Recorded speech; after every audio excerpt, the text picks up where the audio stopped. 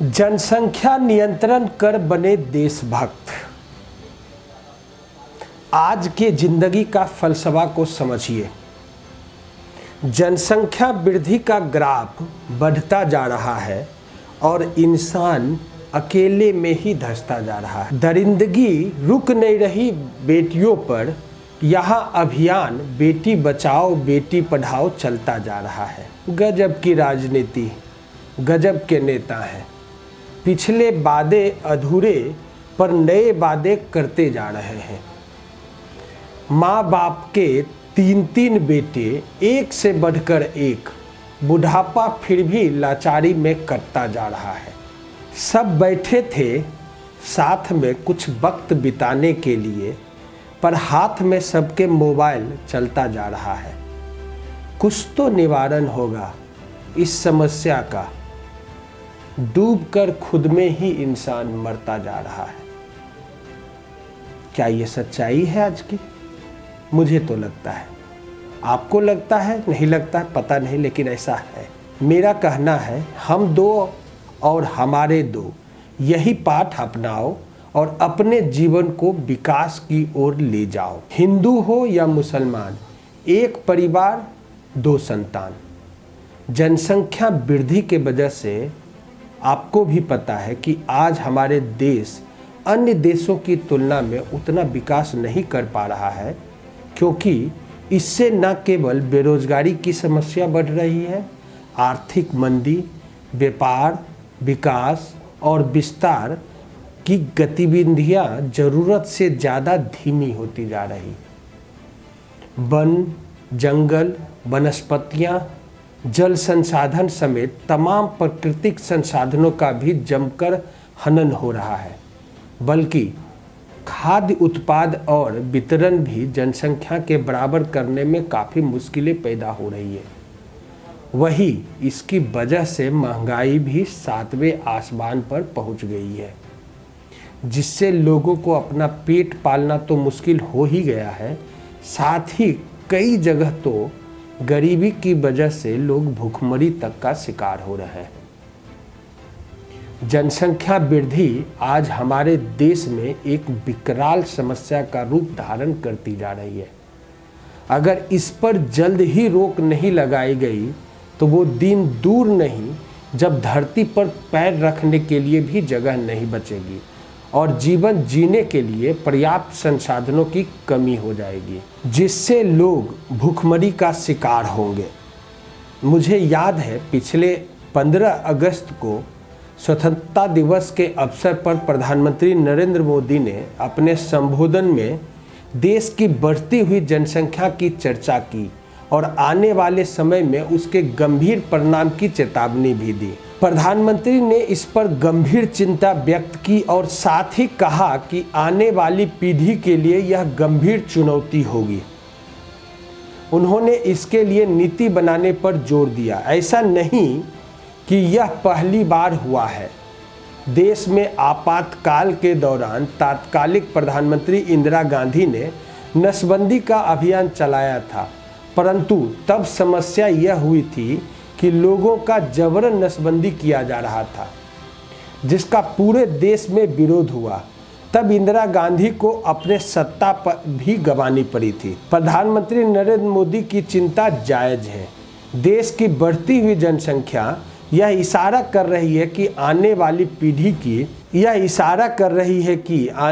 पीढ़ी के लिए काफ़ी समस्या होने वाली है। देश की जनसंख्या 1991 में करीब 36 करोड़ 10 लाख थी, जो 2011 में 121 करोड़ के पार हो गई है।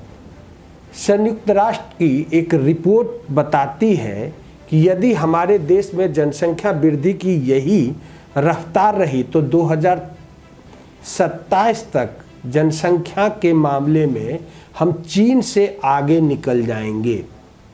देश में जनसंख्या के बढ़ते गति की तुलना में उपलब्ध संसाधन घटती जा रही है। यही वजह है कि सारी व्यवस्था में उथल पुथल हो रही है। उपलब्ध संसाधन चाहे प्राकृतिक हो या फिर सरकार द्वारा निर्मित, बढ़ती जनसंख्या के लिए पर्याप्त नहीं है।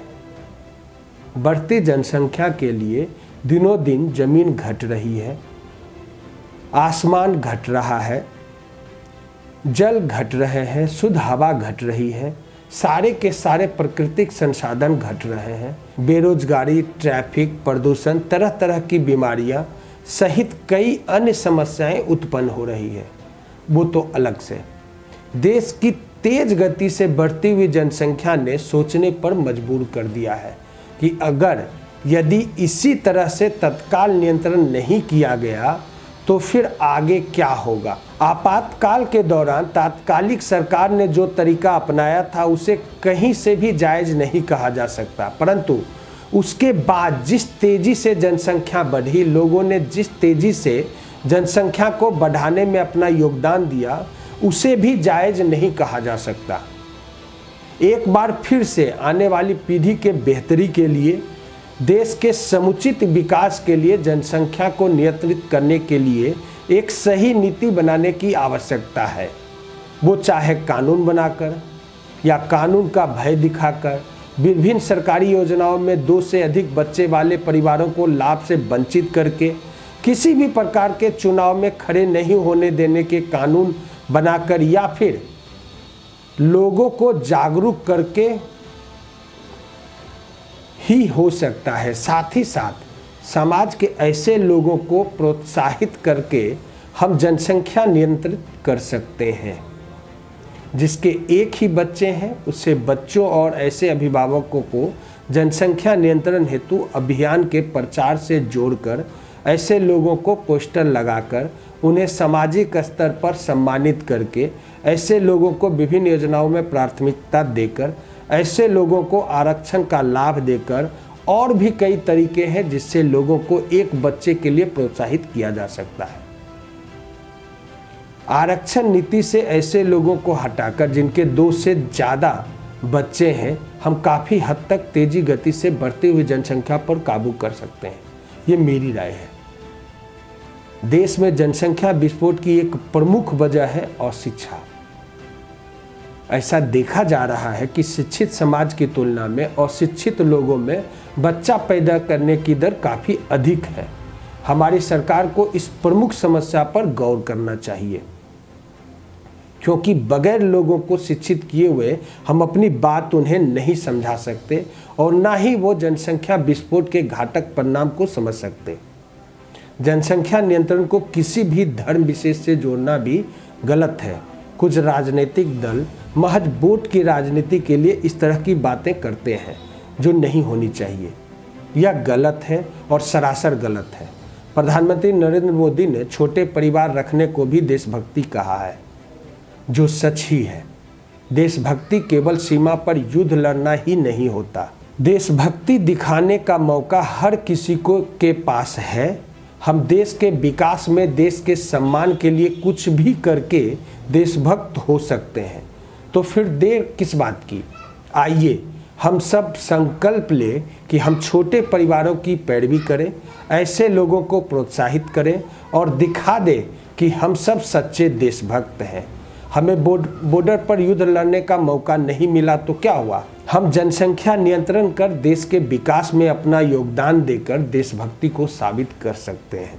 जनसंख्या पर नियंत्रण का लो सभी मिलकर संकल्प।